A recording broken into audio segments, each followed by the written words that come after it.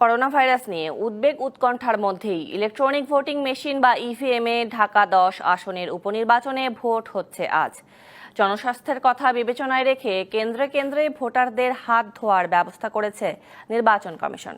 পাশাপাশি ভোট দেওয়ার আগে পরে হাত জীবাণুমুক্ত করতে বন্দোবস্ত করা হয়েছে হ্যান্ড স্যানিটাইজারের। যদিও ইভিএমে ভোট গ্রহণে করোনা সংক্রমণের ঝুঁকি দেখছে স্বাস্থ্য অধিদপ্তর। ভোটের আগের দিন ইভিএম স্থাপন, বুথ তৈরি সহ কেন্দ্র তৈরিতে চলছে ব্যস্ততা।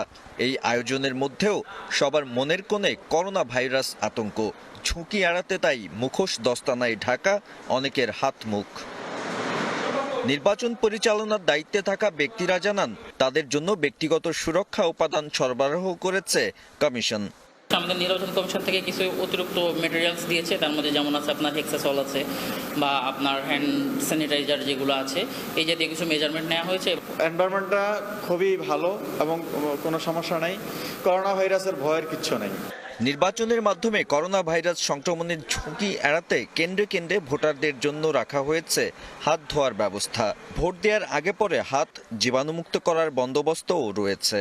এজন্য প্রথমবারের মতো হ্যান্ড ওয়াশ, হ্যান্ড স্যানিটাইজার সহ বিভিন্ন ধরনের সুরক্ষা সরঞ্জাম নিশ্চিত করেছে নির্বাচন কমিশন। একজন ভোটার যখন ইভিএমে ভোট দিবেন, ভোট দেওয়ার পরে উনি ওনার আঙ্গুলটা আবার স্যানিটাইজার দিয়ে সঙ্গে সঙ্গে স্যানিটাইজ করে যেতে পারবেন। আর আমরা যারা কেন্দ্রে থাকবো তারা ডেফিনেটলি আমরা স্যানিটাইজার ইউজ করব, মাস্ক ইউজ করব। আমার মনে হয় এইভাবে আমরা আমাদের নিরাপত্তাগুলি ব্যবস্থা নিশ্চিত করতে পারবো ইনশাআল্লাহ। যদিও আঙুলের ছাপ দিয়ে ইভিএমে ভোট দিতে হওয়ায় করোনা সংক্রমণের ঝুঁকি দেখছে সরকারের স্বাস্থ্য অধিদপ্তর। ইভিএম সিস্টেমে ব্যবহার করলে এটা অবশ্যই ঝুঁকি আছে, যে ইভিএম সিস্টেম যদি ব্যবহার করা হয়, যে একই এটা টাচ করা, একই অনেক ব্যক্তি টাচ করলে এটা তো অবশ্যই ঝুঁকি আছে। করোনা ভাইরাস আতঙ্কের মধ্যে ভোটার উপস্থিতির হার অনেক কম হওয়ার শঙ্কা রয়েছে।